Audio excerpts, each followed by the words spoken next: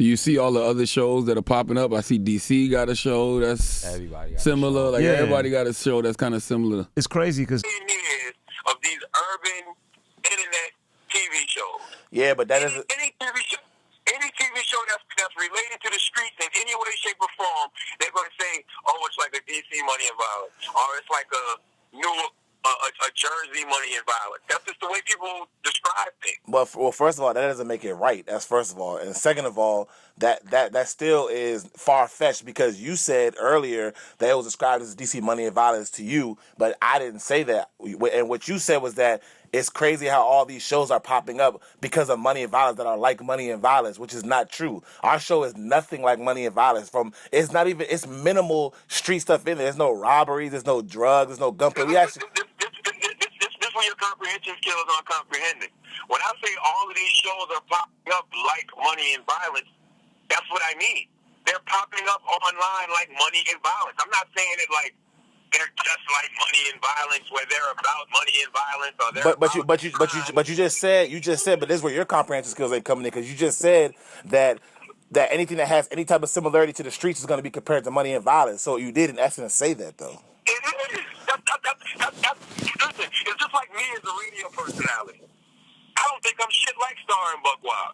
I don't think I'm nothing like Petey Green. I don't think I'm nothing like Howard Stern. I don't think I'm nothing like Wendy Williams. But because I'm outspoken and because I'm black, those are the people they compare me to. And when they compare me to Howard, they say, hip-hop Howard Stern. Because that's just the way we process things, my brother. Right, but as an intellectual, for the upper echelon of intellectuals out there that will actually dig deep, you're going to make sure you separate yourself. You're going to say, I've heard you say, I don't feel like I'm like that. You don't just take it with a grain of salt. You don't say, oh, that's a great compliment. No, you want to pave your own lane because you don't want your legacy to be... I do say that's a compliment. I said, that's a great compliment, but I'm not that. And don't put that on me because those guys are legends. And I said it's a great compliment because Money, if I give them praise, they're on my Instagram page. I showed you the screenshot where I was DMing with Rafe or whatever and telling him, like, I really fuck with y'all. Y'all showed us that this is actually possible. You don't have to have the big budgets and blah, blah, blah. But our shows are nothing alike. Miz came to D.C. I pulled up on him with a rack of people like, look, if you ever come to D.C., whatever, I fuck with y'all. I like what y'all doing. But our shows are very different. It's very important to say that because there are people out there who are against Money and Violence because of a lot of things that they depict in their shows. And a lot of my messaging is going against a lot of the stuff that they talk about. So it's not so much so it's like the show. It's not similar. You can't worry about that, my brother. Like, yo, you're sitting here talking to me about all the people that's against Money and Violence. Meanwhile, Money and Violence got to deal with lions. No. See, but who cares about what motherfuckers don't like? Wait, hold on. So who focuses on that? Wait. So you're saying that because they've gotten deals out of it, that means that there's not an audience of people who are against that? I don't understand what you're saying. Like that doesn't mean that there's still not a voice of people who are against it. You tell me one thing on this planet that everybody loves. There's nothing like that. So my point in saying that is if I'm doing a show that's the opposite of that, I want it to be addressed as such and not put in the same category because we're black. This is what you need to do. This is what you need to do. When you have people reaching out to certain people about your show, you make sure to tell them, do not say it is a DC Money and Violence. Because that is exactly how this show was presented to me initially. From the gate. And I understand that. And I understand that. But from the gate. So being that I haven't gotten a chance to watch the show yet, but I am going to watch it. Being that I haven't gotten a chance to watch the show yet, the only other shows I know out there that's like that, well, whatever, like Money and Violence are the show from Newark. I can't remember the name of it.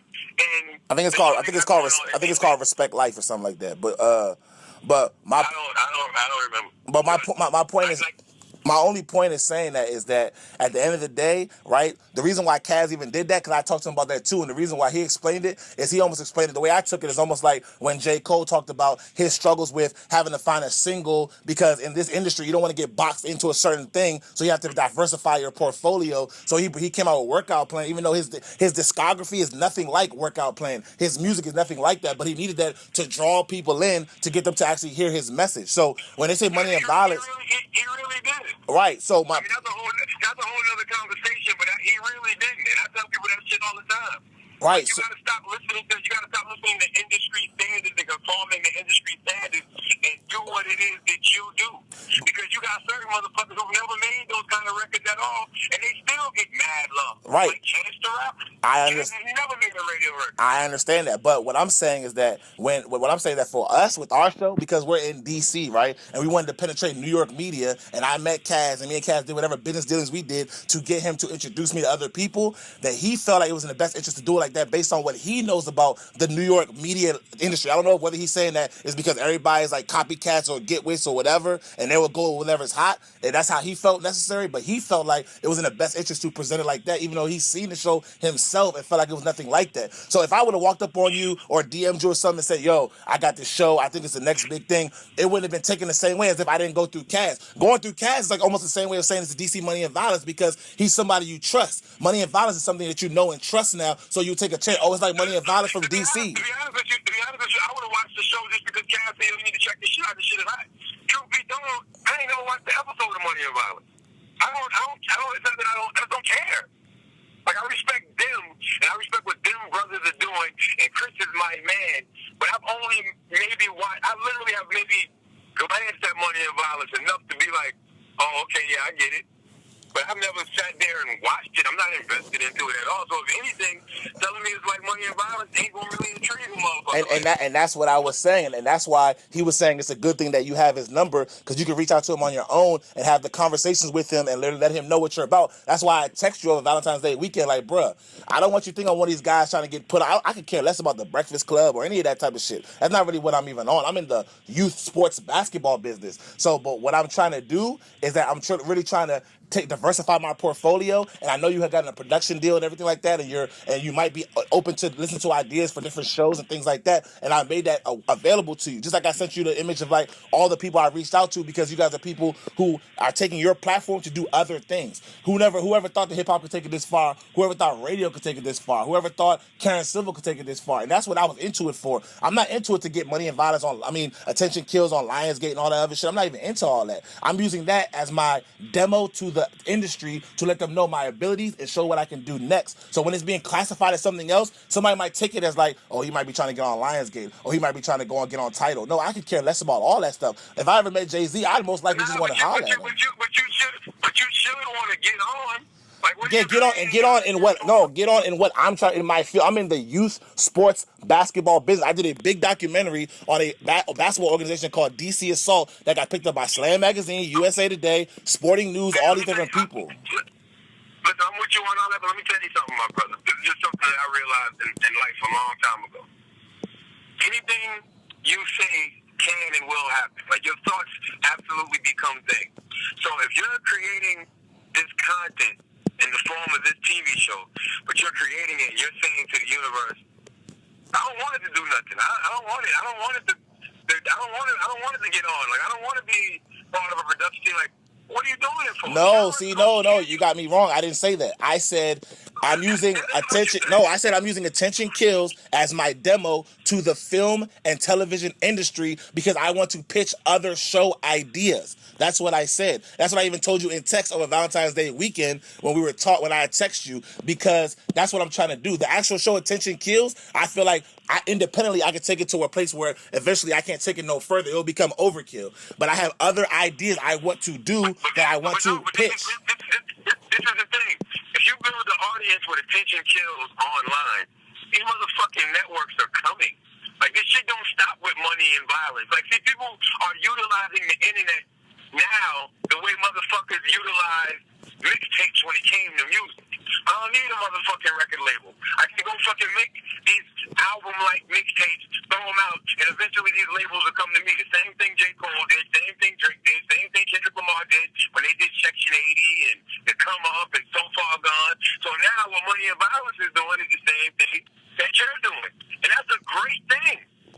I understand that, but like I said, it's my demo tape to the industry, like my mixtape to the industry. That's what we're in essence saying the same thing. That's what I was telling you. I didn't say I don't want it to get on. I said that show is a small fish in a big pond of what I'm trying to do. And I explained that to you via text. That's why I said, whenever you feel like having a meal that you don't feel like paying for, let me know. We can sit down and we can really talk about things. I know you're a busy guy. I'm not one to, like I told you, I don't want to abuse the fact that I have your number, but I want to let it be clear that I'm not one of these people looking to follow in the same path of money and violence. I'm trying to take it a step further. I'm trying to be a guy that can have like multiple shows on multiple networks and things of that nature because of what I'm already doing. I'm not somebody who just came out of obscurity and didn't have anything going on for myself and decided to do a show. I have a fully functional sports management company that already does a bunch of things, that already has a lot of relationships and everything like that. And this is just something I'm doing to diversify my portfolio. So when I got into it and it started becoming successful and really blowing in the DC area, I said I want to take it to New York media because hopefully that can leverage me to sit down with somebody who has a production deal. And that's why I told Cass to introduce me to you, because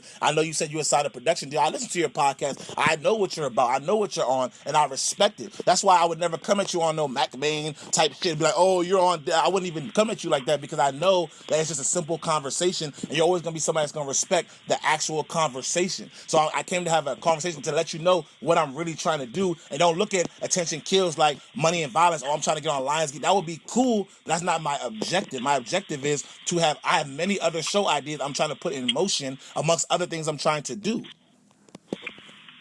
I mean, attention kills might be the one. I mean, you never know what can happen. But all I'm saying is, I understand everything that you're saying, but even when it comes to motherfuckers saying it's like money and violence, like that ain't that shouldn't, like, it shouldn't bother you. Like, it just shouldn't. No, but that's your opinion though. You can't tell me what's gonna bother me, because it's almost like when people come out talking about Jay-Z, how many Biggie rhymes gonna come out your fat lips? He had to go back and address it. Big enough my brother, big enough my burrow, big enough to do it. I'm not thorough. He had to say that. Most people could say, oh, you shouldn't even mention it. But he didn't say, yo, don't say that. That ain't accurate.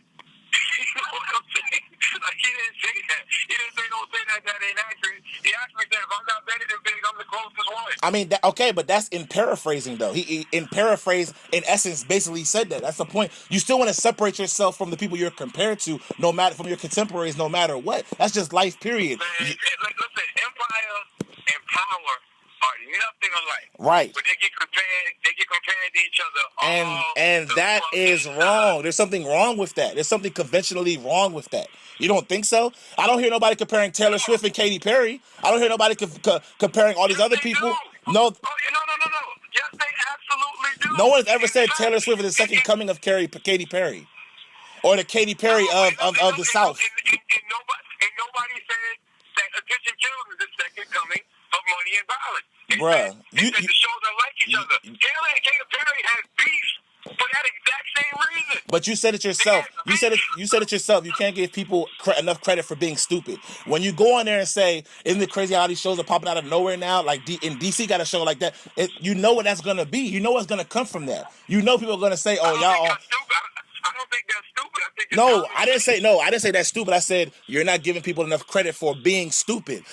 Stupid people are gonna say, "I'm not watching that show. It's like a DC Money and Violence. I'd rather just watch Money and Violence." But the shows are polar opposites. That's what I'm saying. So when a person with a voice says that, people are gonna take that and run with it. That's what I'm trying to say, and that's why I said what I said. That the shows are very different, and the only reason why even Kaz even said that because he was hoping that you would be like, oh, okay. Because in the text, he never said nothing about money and violence in the text. I think I personally did. No, when he texted me initially, he definitely said money and violence. No, he might text you by yourselves. When he put us in a group text together, he never said that because I would have corrected that because he said that with Karen Civil. And I said no, it's not like money and violence. It's just a DC based drama. The only similarities are black people doing a weekly web series. It's the only similarities. It's actually polar opposites. And but think about it. But think about it like this: DC based drama.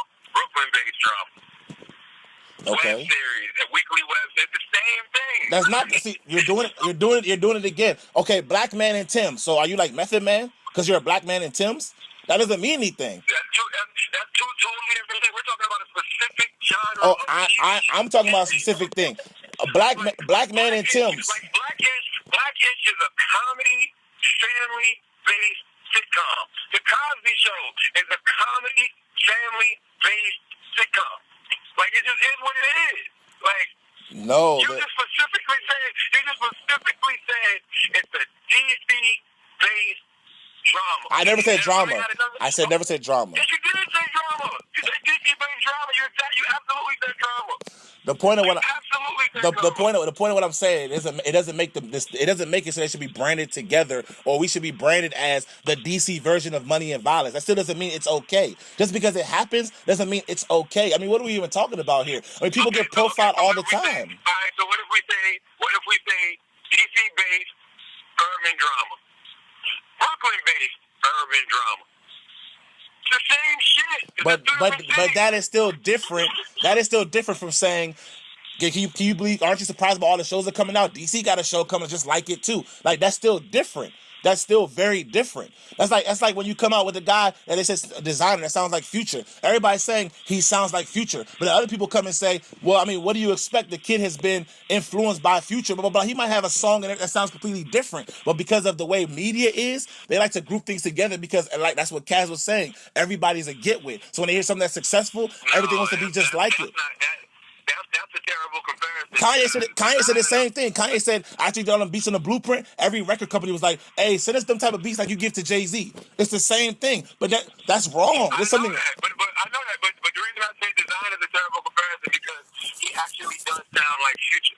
So for somebody to say, but they were saying Rich Homie sounds like Future. And what's the difference? He still separated himself, right? And what was he saying? He said, I don't feel like I sound like Future. It's a great comparison. Thank you. Let me ask you a question. Does Designer Panda sound like Future? Does Designer sound like Future? Does Panda sound like Future? Yeah, he sounds like he's influenced with Future. Philly's Most Wanted sounded like Jay-Z. Philly's Most Wanted sounded like Jay-Z. I mean, you can say that about a lot of stuff, though. That's what I'm saying. It's not a bad thing. Yeah, it's only bad when you try to brand them as that. When you come and say, here to the show, the Future sounding rapper Designer. That would be bad. There's nothing wrong with making comparisons. I haven't seen Attention Kills yet, but I feel like Empire and Power is the greatest example because Empire and Power are nothing alike. Exactly. Empire is about rap, right, in the music industry, right, and it's got some crime in it. But Power is strictly about crime. Right, but ain't no music going on. Right. But they compare those two all the time. But I think you're missing. I think you're missing what I'm saying. I don't have a problem with it being compared. I have a problem with it's branded as a similarity. If you came and said Empire, the power imitating show, you would get a phone call. Or if you said Power, the Empire following type show, 50 would call you. Because he wouldn't want to be branded as like being like that. If you went, that's not true. It is. If you interview, absolutely. You know why it's not true? Because 50 is the main motherfucker who put that in everybody's head. No. Nobody thought about Empire and Power being alike until 50 started saying it over and over. Right, and over. and he did that because he wanted to share the marketplace. He did it. That was a strategic business move. That wasn't from a media perspective. See, I wouldn't do that because to me that would be corny. 50 did that because he wanted to take that audience of 14 million or whatever that he wanted them to say, oh, there's something that's kind of like Empire on Stars. Let me watch. That's a business move. But guess what?